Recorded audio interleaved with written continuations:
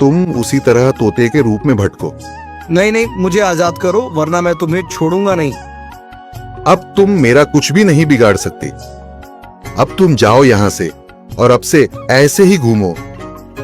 अब तुम्हें पता चलेगा कि दूसरों को दर्द देने में कैसा महसूस होता है। इसके बाद वह राक्षस वहां से उड़ जाता है। मरचू और उसकी पत्नी सीता दोनों खुश हो जाते हैं।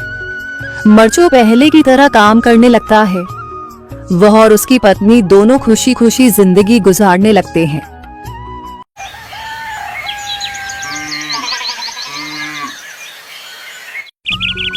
मरचू जंगल से लकड़ियां काटकर बाजार में बेचने गया, लेकिन उसे लकड़ियों के अच्छे दाम नहीं मिले। इस पर मरचू ने कहा, अरे भैया, इतने कम पैसे?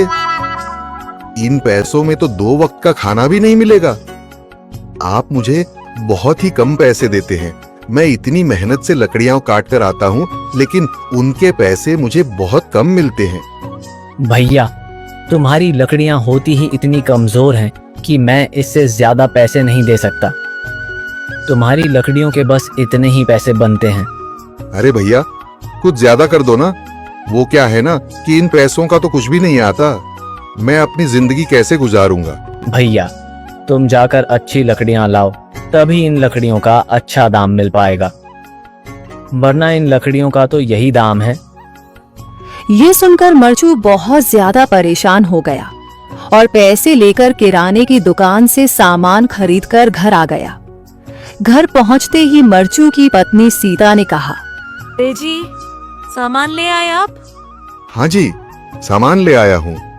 सीता के चेहरे पर खुशी छा जाती है, लेकिन जब उसने सामान देखा, जी, इसमें तो बहुत थोड़ा सामान है। हाँ सीता, मुझे पता है कि यह सामान बहुत थोड़ा है, लेकिन मैं क्या करूं? मेरे पास जितने पैसे थे, मैं उतने का ही सामान लेकर आ गया हूँ। इस तरह हमारा गुजारा कैसे हो पाएगा जी? आपको तो पता ही है कि हम कितनी मुश्किलों से गुजारा करते हैं। हाँ हाँ, मुझे पता है, लेकिन मैं कर भी क्या सकता हूँ? मेरे पास इतने पैसे ही नहीं कि हम एक अच्छी जिंदगी गुजार सकें। इतनी मेहनत कर रहा हूँ, लेकिन फिर भी मेहनत का फल नहीं मिल रहा।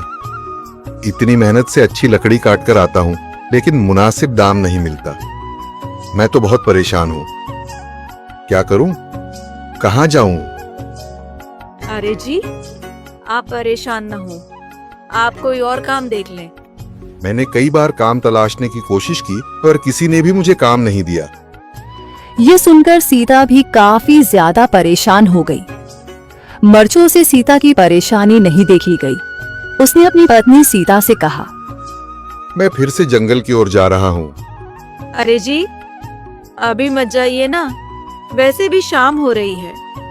आप कल चले जाइएगा, अभी मत जाइए। ठीक है, अगर तुम रोक रही हो तो मैं नहीं जाता। मैं कल चला जाऊंगा। इसके बाद मरचू गांव में घूमने के लिए चला गया।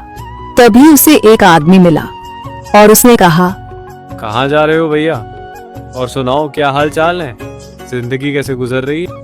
अरे भैया, तुम्हें तो पता है कि लकड़ियां काटकर कैसे गुजारा होता है। हाँ भैया, तुम सही कह रहे हो।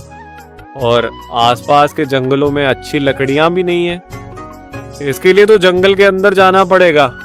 पर जंगल के अंदर तो काफी सारे जंगली जानवर होंगे। मुझे बहुत डर लगता है भैया, मैं जंगल में कैसे जाऊंगा?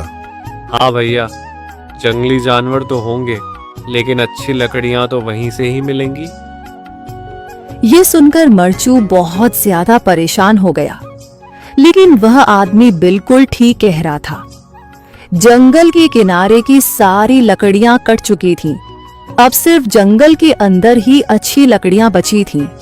अगली सुबह मरचू